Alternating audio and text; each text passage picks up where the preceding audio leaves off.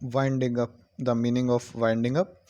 Winding up means the process by which life or existence of a company comes to an end. Okay, through winding up, the company ends. Its life or its existence ends. The company is dissolved. It is the liquidation of company's assets. The assets are collected and sold. That means its property is sold off to pay off debts to the creditors and distribute the remaining assets to members, shareholders or partners. Okay, in the winding up, first the company is dissolved, its assets are sold, and that these after the assets are sold, the money is used to pay the debts to the creditors, and whatever is left, whatever is remaining, okay, it is distributed among members, shareholders or partners. This is known as winding up. Section 270 of Companies Act says that a company can be liquidated either by way of voluntary winding up or by tribunal. Okay, there are two ways of winding up. One is voluntarily by the company and other one is by the tribunal. It is compulsory. So now let's see voluntary winding up.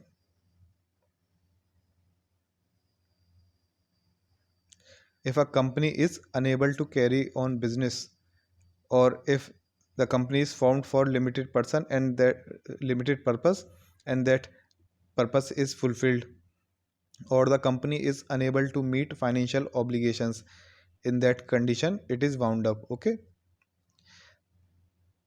the members of the company, they will pass a resolution in their general meeting that the company be wound up instead of presenting petition to tribunal for winding up. Okay, in these situations, the members of the company, they will pass a resolution in their general meeting that the company should be wound up. They will not go to the tribunal for winding up. This is known as voluntary winding up. Ways to winding up voluntarily. What are the ways in which winding up can be done voluntarily? There are two ways. Section 304 says that it can be done either by ordinary resolution or by special resolution. When an ordinary resolution is passed for winding up, when period is fixed by articles and that period duration of company expires. Okay, if in the articles a period has been given that the company will run for 1 month, and when this 1 month expire, the period of 1 month expire, then the company will pass an ordinary resolution that the period has expired, so we should wound up the company. When event on the occurrence of which the articles provide that company would be dissolved, that event occurred. Okay, if there is any mention of any event in the articles that if this event happens, then the company will be dissolved or wind up, and when that event happens, at that point the company will pass a ordinary resolution that the company should be wind up because the event has happened. So in these two ways,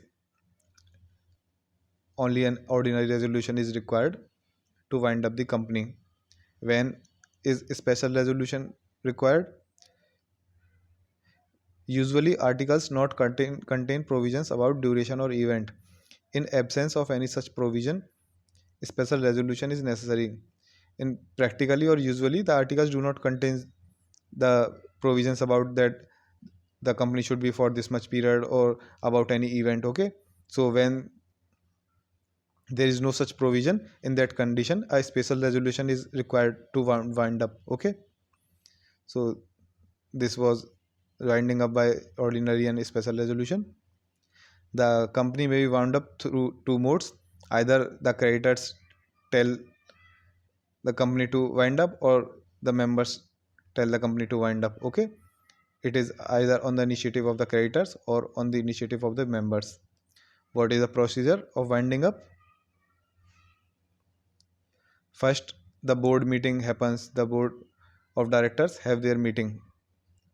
In that meeting, the directors make declaration of solvency. Okay, What is it? The directors make declaration which is verified by affidavit. What is in that declaration? They say that they have made full inquiry into the affairs of the company, and they have formed the opinion that the company will be able to pay its debts from the proceeds of assets sold in voluntary winding up. Okay, in the board meeting, the directors will make declaration that they have made full inquiry into the affairs of the company, and they think that when the assets will be sold in the voluntary winding up, then the proceeds from that selling, the proceeds will be able to pay the debts of the company. Okay, after this there is appointment of liquidator. Okay, company in general meeting appoint company liquidator. When the liquidator is appointed, the board's power cease. Okay, the board is does not have power anymore. The liquidator gets the power to sell company's business or property. He can sell it for cash or for shares in other company. Okay, either he will sell the company's business or property for cash, or he will sell it for shares in another company. Then company's general meeting, where liquidation continues for more than 1 year. The liquidator calls general meeting at end of every year and lay before progress report of winding up and account of his acts and dealing.